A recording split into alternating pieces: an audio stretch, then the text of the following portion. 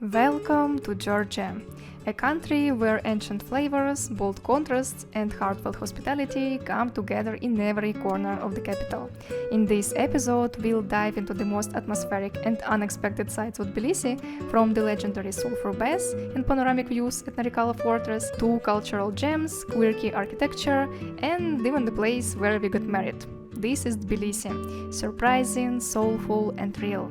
Enjoy watching. If you ask me where to go in Tbilisi for delicious food, fresh farmers' produce, and a colorful atmosphere, my immediate answer would be the Orbiliani market. At the end of 2021, a modern marketplace opened on the site of the old Soviet-era collective market, right in the central part of Tbilisi.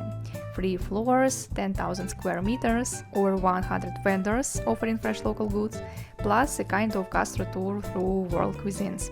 This place won't leave you indifferent. Personally, I love spots like this. Just walking around fills me with joy. The colors, the textures, the little aesthetic details.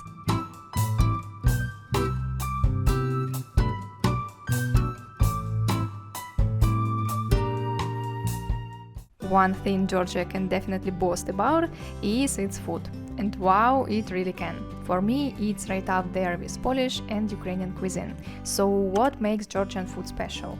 It's rich, filling, flavorful, and spicy in the best way. Khmeli suneli, a traditional spice blend, was the main souvenir we took home, and I definitely recommend picking up a few things for yourself too. Georgian cuisine makes generous use of vegetables and herbs, hearty meats, sauces, and of course duff. Lots and lots of duff.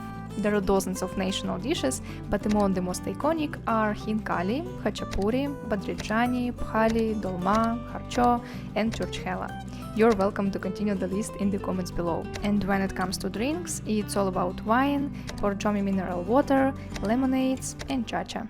Next up is a very special place for me and Andrew, the House of Justice, where we officially became husband and wife just yesterday. What's cool about this place is that it brings together all official services under one roof. I won't list them all, there are nearly 300, but the building itself is impressive, with its flower-like shape made of 11 white petals. One more thing worth noting, registering a marriage in Georgia is much easier than in Poland, which honestly was the main reason we came here in the first place. And now we're heading to another must-visit landmark in Tbilisi, the Narikala Fortress. This ancient fortress stands on Mount Mtatsminda, right in the heart of the city, and was built over 1,500 years ago. If you're after a mix of historic atmosphere and panoramic views, this is the place to be. Entrance is free, and you can either hike up or take the cable car to get here. From natural sights, one stands out is the Leftehevi waterfall. Its name comes from the fig trees that grow abundantly in the area. The waterfall is located not far from Narikala,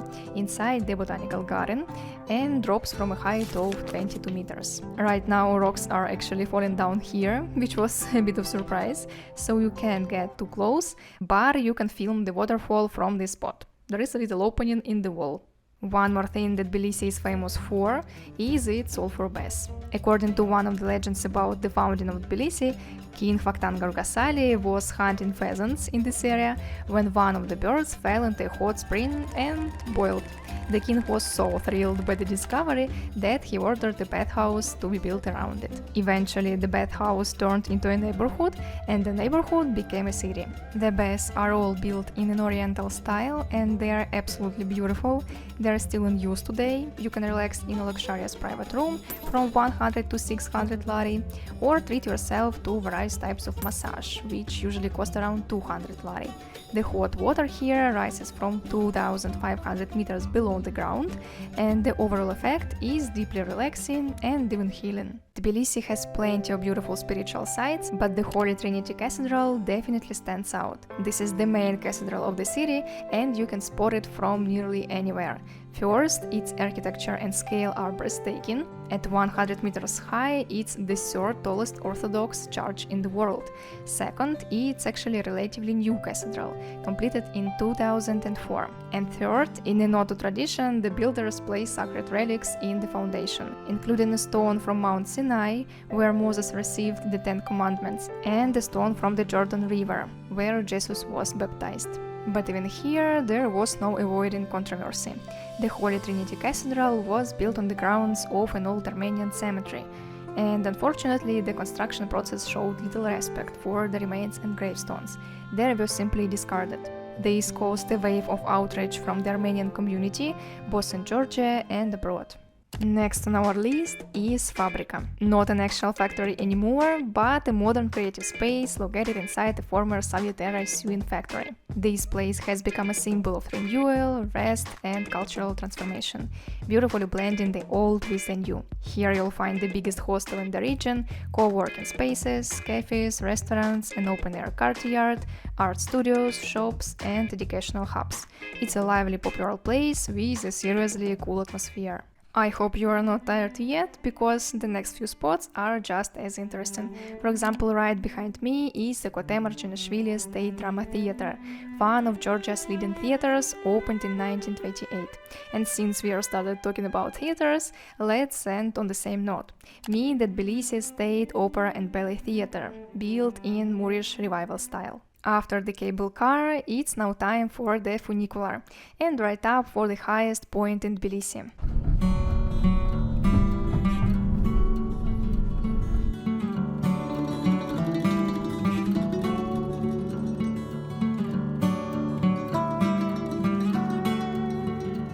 The views from the observation deck are absolutely stunning. One thing to keep in mind though, it's colder up here, so make sure to dress warmly, especially if you are visiting in winter. Today we happen to hit a foggy day, so visibility is low, but just imagine how atmospheric it must be in summer, sitting in that little cafe below with a full view of the entire city of Tbilisi in front of you. Mtatsminda, or Holy Mountain, is a combination of natural landmark, amusement zone, and spiritual site, thanks to the church located here. The mountain rises 740 meters above sea level, so it's the best to take the funicular or a bus up and then walk down if you are up for it. In terms of fun, there is a large amusement park here, divided into 3 zones. One for kids, one for family activities, and one for thrill seekers. That last one is definitely not for me. Roller coasters, haunted houses, all that wild stuff. But overall, it's a great place for families to enjoy for hours. And now, this next place will blow your mind. Just look at the scale of this sculptural composition. You are looking at 16 massive columns, some as tall as 35 meters, depicting the history of Georgia and the life of Christ. This monument isn't in the city center, it's located in the northern part of Tbilisi, near the Tbilisi Sea.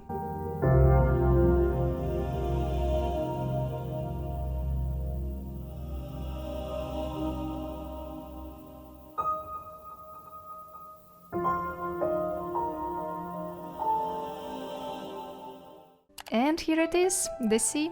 Well, technically it's not a real sea, but rather a reservoir created on the site of former salt lakes. It stretches nearly 9 kilometers in length, close to 2 kilometers in width, and reaches a maximum depth of 45 meters. In short, it's one of Tbilisi's most important recreational areas and a super picturesque spot, just waiting to be captured by your eyes and your camera. Another district of the Georgian capital that we are visiting is Vakem, the so-called intellectual neighborhood. Back in Soviet and post-Soviet times, this is where government officials and cultural elites settled, so the buildings here are solid and considered upscale. There are almost no churches around, but what it's known for is the open-air ethnographic museum, Turtle Lake, and the beautiful Vaki Park, where we are right now. By the way, right after the war, this park used to be called Victory Park. Now let's talk personal impressions and specifics.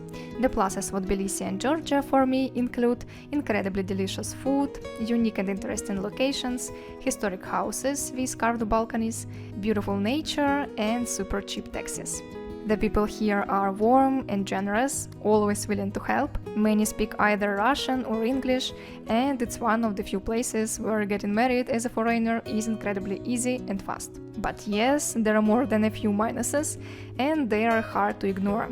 It's loud, with lots of rundown buildings, tangled wires, urban house, stray dogs, and unfortunately what they leave behind is everywhere. At the airport and in touristy spots, there are pushy vendors, some really aggressive. One fortune teller even tried to grab my attention. Prices are unexpectedly higher than in Poland, which is odd. There is trash around, no recycling, and in shops it's totally normal to put each individual fruit or vegetable in a separate plastic bag. Drivers don't stop for pedestrians, and the uphill roads are so steep.